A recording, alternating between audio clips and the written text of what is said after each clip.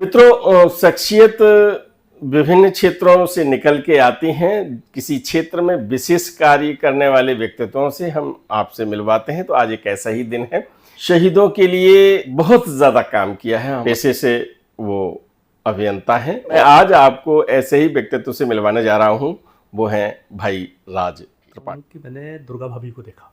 अब दुर्गा भाभी के बारे में जब पढ़ा, उस वक्त नहीं पता था, पर जब उनके बारे में पढ़ा तो फिर एक श्रद्धा बढ़ती चली गई। तो उसने देखा तहसीलदार निजामुद्दीन की तरफ, जो कि मजिस्ट्रेट ऑर्डर चाहिए होते थे। तो उसने मजिस्ट्रेट की तरफ देखा, मजिस्ट्रेट ने हुक्म दिया गोली वर्षा का। और आले अली चूंकि पहले दिन से खार खाए बैठा था, तो उसने सीधी गोली एक माथे पर मारी है। पहली गोली जो चली है वो सीधी माथे पर लगी है और बाबा वहीं पर एक गोली में ही गिर गए।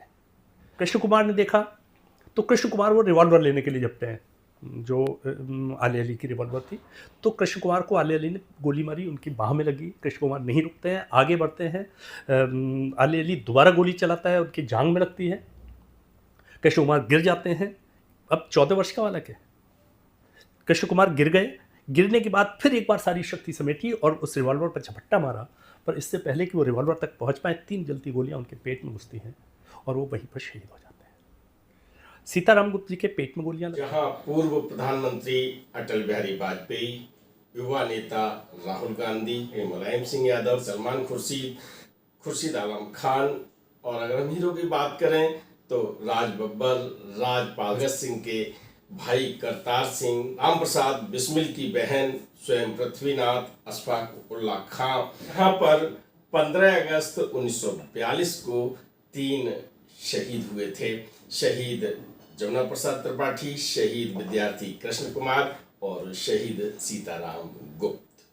देश के स्वतंत्रता सेनानियों को, देश के शहीदों को, आजादी के रणबांकुरों को हम याद करते हैं और उनकी याद में लगाते हैं शहीद मेला। त्रिपाठी जी बताएं कि ये आपको मेला जब आप करते हैं तो आपको कौन कौन सी कठिनाइयों का सामना करना पड़ता है? देखिए, अगर आप कोई काम करते हैं तो आपको कुछ ना कुछ पॉजिटिव और नेगेटिव दोनों ही चीज़ें रहती हैं। मेले के साथ बहुत सारी चीज़ें, एक तो ये है सामाजिक। तो सामाजिक रूप से तो सब एक साथ रहे हैं अभी तक। पिछले कुछ दिनों से कोई ज़रूर समस्याएं नहीं। हालांकि मेले को आयोजन में कोई बहुत बड़ी समस्याएं नहीं है। मेले का आयोजन चलता है, सभी साथ भी रहते हैं। नहीं, अभी पिछले वर्षों में कुछ ऐसा हुआ, जहाँ तक संस्थापक जगदीश नारायण त्रिपाठी ने मेले की स्थापना की, पूरा नगर साथ रहता था। और अभी गत वर्षों में 2 या 3 वर्ष संभवतः आपके हाथ में नहीं रहा मेला। तो क्या कारण रहा था और क्या स्थिति उत्पन्न हुई थी? देखिए, जहाँ तक मेरे हाथ की बात है तो वो हाथ में रहना न रहना बड़ा प्रश्न नहीं है। मूल प्रश्न ये है कि जिस मकसद से मेला 1972 में शुरू किया गया तो और उन मकसदों के साथ लगता रहे जी। 2021 में इस मेले में बहुत सारी चीज़ें अनावश्यक रूप से थोपी गई। हालांकि जब 2021 में लगा तो मैं बिल्कुल शांत था। कैसे भी गया, उसमें नगर पंचायत और सो कॉल्ड दूसरे सारी चीज़ों का बहुत ज़्यादा हस्तक्षेप हुआ। मेले को एक दूसरे वे में ले गए, वहाँ बहुत सारी चीज़ें हुई। मुझे मेले में वापस आने का मेरा कोई इरादा नहीं था। रीज़न क्या था कि चूँकि मेला जिस दिशा में बढ़ रहा था, मेरे जो अपने लक्ष्य थे वो 2022 तक थे और 2022 के अंदर मुझे Guinness book of world record तोड़ने के पूरे लक्ष्य थे। इसी लक्ष्य के तहत मैं सबसे पहले जो दिव्य दीपोत्सव अयोध्या में होता है उसके प्रणेता आचार्य मनोज दीक्षित, जो कुलपति अवध विश्वविद्यालय रहे हैं, उनको लेके आया था।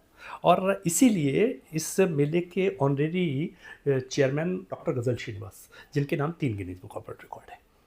तो इन लोगों को इसीलिए शहीद मेले से जोड़ा गया था कि हमें शहीद मेले के नाम से यहाँ बेवर के अंदर 2022 में जब इसके मेले के 50 वर्ष होंगे तो एक Guinness book of world record तोड़ना है और इसके लिए पूरे देश में कई टीमें लगी हुई थी। इसके बाद मैं 22 में मुझे शहीद मेले को छोड़ देना था, ये लक्ष्य थे। परंतु 21 में जिस तरीके से हुआ उसने इन लक्ष्यों को बिल्कुल किनारे रख दिया और वो लक्ष्य फिर प्राप्त करने की दिशा में स्थितियाँ नहीं हो सकती। तो जब वो लक्ष्य हट गए तो मेरा कोई बहुत इंटरेस्ट भी नहीं रहा। इसीलिए मैं 21 में फिर बिल्कुल नहीं बोला, 22 में नहीं बोला। 22 में मेला लगा नहीं, परंतु मेले को 22 में लगभग ख़त्म हो गया। मैं शहीद मंदिर में बैठा था तो मैं शहीद मंदिर में बैठा रहा, परंतु फिर एक नए मेले का आगाज़ हो गया। शहीद स्मारक के ऊपर नया शहीद मेला लग गया। उसके बाद 2023 में मेरा रिजर्वेशन था इलाहाबाद जाने का 23 को, 22 तारीख को मैं जा रहा था, रिजर्वेशन हो चुके थे और मेरा मेले की तरफ बिल्कुल इरादा नहीं था। परंतु 18 जनवरी को एक मीटिंग होती है जो टाउन हॉल के अंदर होती है। उस मीटिंग में स्वतंत्रता सेनानियों और शहीदों के लिए कुछ ऐसे अपशब्द हो जाते हैं कि जब वो वीडियो मेरे पास पहुंची और लोग पहुंचे तो उन्होंने कहा कि अगर अब हस्तक्षेप नहीं करते हो तो कोई मतलब नहीं है तुम्हारा, तुम सत्यानाश कर दे रहे हो। तब ये लगा कि नहीं, अब तो हस्तक्षेप बहुत आवश्यक है।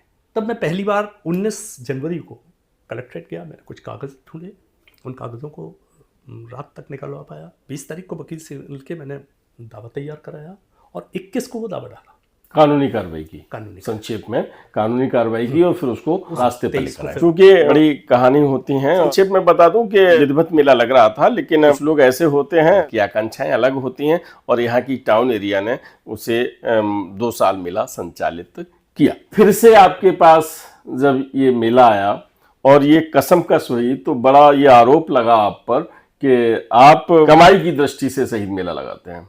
क्या कहना है आपका इसमें? देखिए, बता रहा हूँ कि जिन्होंने ये आरोप लगाए उन्होंने 2021 का मेला भी लगाया जी।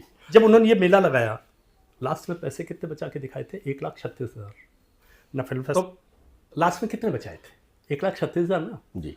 तो 1,36,000 कब बचाए? जब न तो फिल्म फेस्टिवल हुआ, न वो रैलियां हुई, न राज्यपाल जैसे कोई लोग आए।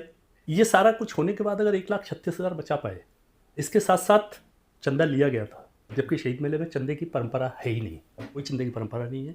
किसी तरीके से बाहर से कोई कलेक्शन नहीं होता था। वहाँ जो दुकानें हैं उन्हीं से कुछ जो भी आता है वहीं से आता है। इसके अलावा कोई सोर्स ऑफ इनकम शहीद मेले का नहीं है। नहीं, पहले तो हमने सुना है कि रसीदें भी छपती थी, हर कार्यक्रम संयोजक अपना करता था।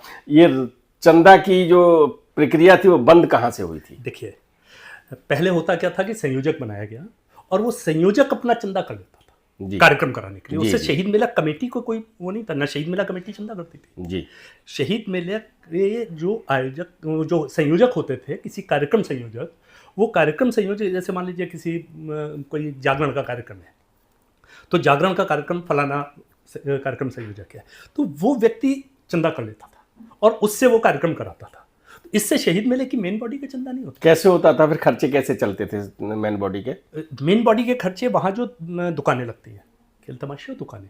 नहीं, मुझे जहां तक याद है प्रक्रिया की थी कि कोई कार्यक्रम संयोजक भी नहीं करेंगे चंदा, और आजीवन सदस्यता का काम शुरू किया था। उसके अंतर्गत उन्होंने रोक भी लगा दी थी और कई वर्षों तक कोई चंदा हुआ ही नहीं था। तो आजीवन सदस्यों की क्या पोजीशन है?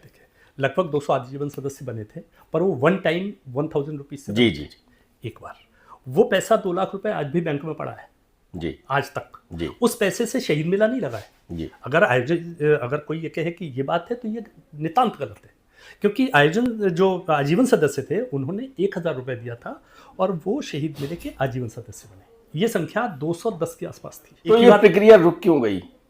चूँकि बाद में 1,000 रुपये पे इतनी बड़ी संख्या में आजीवन सदस्य बन के उनकी बहुत सारी चीज़ें हो नहीं पा रही थी कि जैसे अपने आजीवन सदस्य बना लिया। अब आजीवन सदस्य आपने 1,000 रुपये बना लिए, आपके पास 2 लाख रुपया उनसे आया, तो फंड तो रेज नहीं हुआ ज़्यादा, एक छोटा सा फंड आपका रेज हुआ, परंतु आपकी लाइबिलिटी बहुत हो गई कि आजीवन सदस्य आए तो आप उनके लिए क्या करेंगे। अब उनके लिए आपको कार्ड भी पहुँचाना है, आपको उनके लिए बैठने की व्यवस्था भी करनी, जो शहीद मेले की तरफ से नहीं हो पा रही थी, चूँकि बहुत सीमित संसाधन में शहीद मेला चलता है। तो ये सारी चीज़ें करने के लिए इस फंड से काम नहीं हो सकता था, या तो कुछ बड़ा फंड हो, कुछ ऐसा वो बने जिससे कि ये सारी चीज़ें मेंटेन हो सकें, इसके लिए लोग रखे जा सकें, बड़ा खर्च हो। इसी वजह से इस प्रक्रिया को रोका गया कि नहीं, ये सोचा तो कुछ और था, होने कुछ और लगा। उसके बाद ताऊ जी बीमार पड़ गए तो वो प्रक्रिया बिल्कुल रुक गई। तब से आज तक नहीं चली है, वो उन्हीं के सामने चली थी और उन्होंने ही जो पैसे जमा किए थे वो आज भी एज इट इज़ वैसे ही पड़े हैं। उसी का मल्टीप्लिकेशन हुआ है, जो भी हुआ है वहीं पर पड़े हैं, वो आज तक निकले भी नहीं। शहीद मेला आपके ताऊ जी ने स्थापित किया और ताऊ जी इस विधानसभा से 2 बार एमएलए रहे। आप भी पूरी तरह से शहीद मेला आप देख रहे हैं, क्या राजनीति में जाने का इरादा है? कि राजनीति में अगर जाने का इरादा होता तो शायद 2013 में चला गया होता, जब इस मंच के ऊपर नेताजी मुलायम सिंह यादव जी आए थे और उन्होंने एक लगभग स्पष्ट इशारा दे दिया था। अगर मुझे राजनीति जाना होता तो वो मेरे लिए स्वर्णिम काल था 2013 में। तो उस वक्त अगर नहीं गया तो इसका बहुत समझ लीजिए कि राजनीति में जाने का मेरा 1% भी इरादा नहीं है। मैं अपने आप को भी समझता हूँ कि राजनीति वाले लक्षण मेरे पास नहीं है। मुझे किसी भी बात को सीधा कहने की आदत है और राजनीति में उस तरीके से आप नहीं कर सकते। लेकिन आपकी राजनीतिक टिप्पणियां आती रहती हैं। जैसे अभी आपने टिप्पणी की थी जब विधानसभा में इटावा रोड पर जो सार्वजनिक स्थल पर दुकानें बनी हैं और उस पर आपने कोई टिप्पणी की थी, तो इससे लोग कयास लगाते देखिए, हैं। जी। टिप्पणी करना एक जागरूक नागरिक का अधिकार है। और अगर कोई टिप्पणी नहीं कर सकता, इन सारी चीज़ों से आंखें बंद कर सकता है, तो वो जागरूक नहीं हो सकता। ये मेरा मानना है। उसी के तहत यहाँ पे जो दुकानें बनी, देखिए अगर हम बेवर की बात करें तो एक बहुत स्पष्ट मान लीजिए जी। कि आप जैसा चुनेंगे बेवर की शक्ल वैसी होगी। आज के समय में जिस तरीके के लोग चुने गए, उन्होंने बेवर का गला घोट दिया। कैसे? अभी त्यौहार आने वाला है, दीपावली। आपका बेटा बाहर हो और वहाँ से गाड़ी लेके बेवर में घुसने की स्थिति में है। इटावा रोड आपने बंद कर दी, छिबरा रोड बंद करने के पूरे वो थे, हो नहीं पाई अभी उतनी, पर फिर भी बहुत हद तक बंद है। वो सारा आपने अलॉट कर दी। फरुखाबाद रोड आपकी ब्लॉक है, ये वाला रोड आपका एक खुल रहा है। हालांकि भीड़ एक ही तरफ से होती है तो वो भी जाम है। क्या बेवर के अंदर घुसने की स्थिति रहेगी? जहाँ सारे नगर अपने रास्तों को चौड़ा रहे हैं और वहाँ आपने पूरे रास्ते बिल्कुल चिकन नेक बना के रख दिए, वहाँ से लोग निकल नहीं सकते। ये कौन सा प्लानिंग है? इसलिए आवाज़ उठाई थी। हालांकि मुझे मालूम है कि आवाज़ नक्कार खाने में तूती की है, सुनने वाला कोई नहीं है, क्योंकि जहाँ पे पैसे मिलते हैं वहाँ तो ये सब होगा। ये सारी चीज़ें पैसे पे ही हुई हैं। आप जिन पर आरोप लगा रहे हैं, उन्होंने सदर चौराहे पर अपने शहीदों की मूर्तियां लगाने का एक कार्यक्रम घोषित किया था। हालांकि व्यवहारिक रूप में जैसा चित्र में आप देख रहे हैं कि एक त्रिभुज आकार में छोटी सी जगह है और मूर्तियां आज तक नहीं लगी। क्या कारण है? देखिए, जब मूर्तियां लगाने की आप घोषणा कर दें पर दिमाग में कुछ और चलता रहे तो मूर्तियां कभी नहीं लगती। बार बार ये कह दिया गया कि वहाँ पे जो है मूर्तियां लगाने की परमिशन नहीं है। सारे देश में मूर्तियां लग रही हैं। मैनपुरी में ढेर सारी मूर्तियां अभी 1 साल पहले लगी हैं। यहाँ के लिए परमिशन नहीं है। नहीं, बस स्टैंड के पास वहाँ लग गई, वहाँ बहुत बड़ी लग गई। आप चित्र में देख बड़ा रहे वाला नाम हैं लिख गया कि बहुत घोड़े पर सवार हैं महाराजा। वो लग सकती हैं। यहाँ के लिए परमिशन नहीं है। जी। परमिशन नहीं, नियत नहीं है। परमिशन की प्रॉब्लम नहीं है, नियत नहीं है। तो फिर क्या करेंगे आप अब? कौन? अगर राजनीति में नहीं आएंगे तो फिर क्या करेंगे आप? मैं मूर्तियों के विषय में बहुत ज़्यादा नहीं सोचता जी। क्योंकि चौराहे पर लगे न लगे वो जाने, बेवर के नगर जाने। मेरा अपना काम है कि इन यादों को संरक्षित रखना। शहीद मंदिर में लगी हैं, जो मूर्तियाँ वहाँ लगने जा रही थी सारी शहीद मंदिर में पहले से लगी हैं। दरअसल अगर ये सही सोच होती तो यहाँ पे मूर्ति नहीं, एक शहीद स्तंभ बनाते हैं जिस पे बेवर के सारे फ्रीडम फाइटर्स के नाम लिखे जाते हैं। इसके अलावा मैनपुरी में जिन्होंने बहुत ढंग के काम किए हैं, जो बड़े फ्रीडम फाइटर्स रहे हैं, बड़े नाम रहे हैं, उनके नाम लिखे जा सकते थे और सारे नाम लिख के उसे एक शहीद स्तंभ का अगर रूप दिया जाता तो यहाँ संभव था कि लग जाती। पर चूंकि एक चीज़ें तो आगे बढ़ा दी, आपने कह तो दिया, जिस तरीके से उस पर नाम लिखे हैं 4 वो भी कर दिए, पर फिर बाद में चीज़ें कहीं ना कहीं तो आपकी दिक्कत करेंगी ना जब आप सही से सोचेंगे नहीं। मैंने ये प्रस्ताव भी रखा था, एक बार कहा भी था कि यहाँ पे उसकी बजाय एक स्तंभ बना दी जाए जिसमें सारे समाहित हो जाएंगे और अमर हो जाएंगे। आज की डेट में अगर आप स्वतंत्रता सेनानियों का लिस्ट देखना चाहें तो मात्र एक पत्थर है जिसके ऊपर लिखा हुआ है, या कुछ किताबें। जहाँ तक किताबों की बात आई है, आपने बताया था कि स्वतंत्रता सेनानी पृथ्वी जी ने वहाँ उद्घाटन किया था। अब मुझे तो वहाँ नहीं लगता कोई लाइब्रेरी है। देखिए, व्यवहारिक रूप में वहाँ कोई न बैठता है। क्या हुआ, क्यों बंद कर दिया गया? बात वही है, उस लाइब्रेरी में बहुत प्रमुख किताबें थी। इस देश के स्वतंत्रता संग्राम से जुड़ी अनेकों किताबें थी। सारी किताबों को सत्यानाश कर दिया नगर पंचायत बेवर ने और नगर पंचायत बेवर के अध्यक्ष ने। उसके बाद कमीशन खोरी वाली किताबें यहाँ पर खरीदी गई और वहाँ पर पड़ी सड़ रही हैं। लाइब्रेरी में कोई नियुक्त नहीं है, लाइब्रेरी खुलती नहीं है, सिंगल अखबार नहीं आता। जिस लाइब्रेरी को बाबा पृथ्वी सिंह आज़ाद जैसी हस्ती ने किया, जिसे जीवित शहीद का दर्जा, उसने उसका उद्घाटन किया, उस लाइब्रेरी को बिल्कुल सत्यानाश कर दिया। ये सारी किताबें कहाँ हैं पता नहीं, किसी को पढ़ने को नहीं मिलती। मैं एक दिन गया था, मैंने कहा कुछ किताबों की ज़रूरत थी, चूँकि मैं लिख रहा हूँ आजकल तो रिसर्च वर्क के लिए बहुत सारी किताबों की ज़रूरत पड़ती है। एक दिन गया तो पता लगा कि किताबें नहीं हैं। अब वो कहाँ है मुझे नहीं पता, क्योंकि वहाँ कोई आदमी बैठता नहीं है, इसलिए बात नहीं हो पाती। 2026 के शहीद मेले के लिए क्या प्लान चल रहा है? देखिए, बात वही है, अगर सही बात पूछे, अब ये शहीद मेला रहा ही नहीं, चाहे मैं लगा रहा हूँ चाहे कोई दूसरा लगा है। इस वक्त सारी चीज़ें एक कानूनी लड़ाई में फंसी हुई है। जिस मेले को बेवर की नाक होना चाहिए था, जिस मेले से बेवर का सम्मान बढ़ रहा था, जिस मेले से बेवर की पहचान बढ़ी थी, उस मेले को ख़त्म कर दिया। नहीं, 25 में तो आपने लगाया, मैंने 23 में भी लगाया, 24 भी लगाया और 25 भी लगाया। एक वर्ष आपके हाथ में नहीं रहा, परंतु वो सारा कोर्ट से आया। आज मुझे नहीं पता है कि मेला लगेगा कि नहीं लगेगा, कोर्ट क्या क्या करेगा। अच्छा, ये इसके लिए परमिशन मिली हुई है? वो मुकदमा चल रहा है। अच्छा, स्टे है, मुकदमा चल रहा है। तो स्टे में तो आप लगाने के हकदार हैं? बिल्कुल, अभी लगाने के हकदार है, परंतु और चीज़ें हैं। मेरे पास परमिशन आती है 23 को, परमिशन आती है 24 को, 23 से मेला लगना है, 24 को परमिशन आ रही है, परमिशन आ रही है 21 को, तो कौन से मेले की रूपरेखा बनेगी? आप पहले से आवेदन करिए, अभी सितंबर चल रहा है। पॉलिटिकल प्रेशर इतना हो जाता है, जिनसे परमिशन आ नहीं पाती। मैंने पिछली बार दिसंबर में कर दी थी। तो ये बात किसी उचित फोरम में और सक्षम प्राधिकारी से उठाया? नहीं उठाया तो मेला लगा के, सारी जद्दोजहद के बाद वो एंड टाइम पर वो ओवरऑल देखिए, बात वही है, आप सारे फोरम पे बात उठाएंगे, सारी बात करेंगे, सारी चीज़ें करेंगे, पर उसमें वक्त तो जाता है। तो फिर आपकी सारी एनर्जी एक दिशा में लगती है। जो लगनी इस पे चाहिए थी कि सारे देश के लोग यहाँ पे इकट्ठे हों, सारे क्रांतिकारी परिवार हों, उनकी जीवनी आए, उनके बहुत सारी और जो चीज़ें थी उन पे फोकस करने की बजाय फोकस आप कहाँ करेंगे कि मेला कैसे लगे।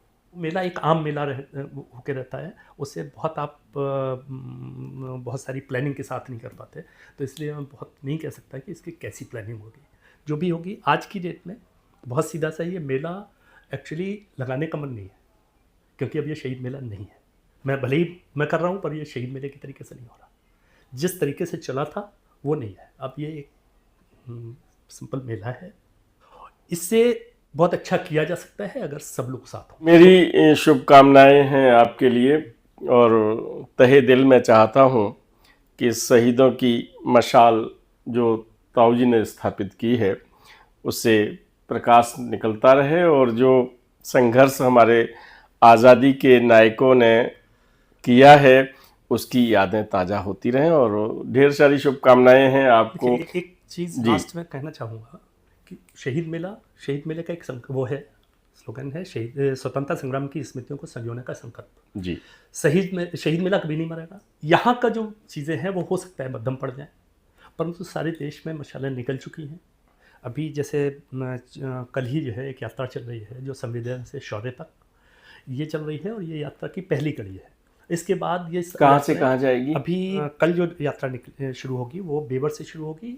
यहाँ से हम लखनऊ जाएंगे, जो बिजली पासी और उधा देवी की स्मारक है वहाँ तक जाएंगे, वहाँ बिजली पासी के परिवार से मिलेंगे। उसके बाद फिर हम 1857 का एक बड़ा स्थल है रेजिडेंसी, उस पे जाएंगे। वहाँ से फिर काकोरी पहुँचेंगे, काकोरी से हम पहुँचेंगे हरदोई में भगत सिंह के साथी रहे हैं जयदेव कपूर, उनके घर तक जाएंगे, जिनके पास भगत सिंह के वो जूते हैं, और रासबिहारी बोस ने जो भगत सिंह को घड़ी दी थी वो है, तो उनके दर्शन करेंगे। फिर हम वहाँ से निकल के शाहजहाँपुरा जाएंगे, फिर ऐसे करके ठाकुर रोशन सिंह तक जाएंगे, और फिर बाद में बेवर आके उसका समापन होगा। तो इस तरीके से यात्रा है। और दूसरे चरण में फिर हम निकलेंगे पूर्वांचल की तरफ, वो 15 दिन की यात्रा होगी। फिर एक पंजाब की है। तो ऐसे लगातार यात्राएं प्लान की हैं, पूरे वर्ष जो है वो कंटिन्यू चलेंगी। तो ये शहीदों की मशाल तो चली रही है। दूसरे उनकी यादों को संरक्षित करने के लिए किताबों का सिलसिला शुरू हो गया है, तो जिसमें एक किताब आ चुकी है, बाकी के प्लानिंग हो चुकी हैं। तो बहुत सारे साथी पूरे देश से मिल रहे हैं, जिनके साथ बैठ के ये अलग अलग प्लानिंग्स चल रही हैं। कुछ दूसरे साथी लिख रहे हैं, कुछ हम लिख रहे हैं, कुछ पटना से लिख रहे हैं, कुछ इंदौर से लिख रहे हैं। तो ऐसे अलग अलग जगह से सारे मिलके एक बड़ा मंच किताबों का, और वो सब शहीदों के विचारों को कैसे अगली पीढ़ी तक पहुंचा सकें, इस पे काम चल रहा है। शहीदों की स्मृतियों को अगली पीढ़ी तक ले जाने के लिए आप जो प्रयास कर रहे हैं उसके लिए मेरा ढेर सारा साधुवाद। आप सफल हों इस काम में। आज हमने बात की राज त्रिपाठी जी से, जो केंद्रित रखने का प्रयास किया शहीद मेला पर। हालांकि ब्लैक एंड वाइट दोनों पक्षों पर हमने बातचीत की है। आपको कैसा लगा कमेंट बॉक्स में ज़रूर लिखकर बताएं, क्योंकि अगर आपकी राय नहीं आती है तो हमारा बातचीत करने का उद्देश्य पूरा नहीं होता। हम फिर किसी बिंदु पर लेकर मिलेंगे। फिर आज हमें दीजिए इजाज़त। नमस्कार।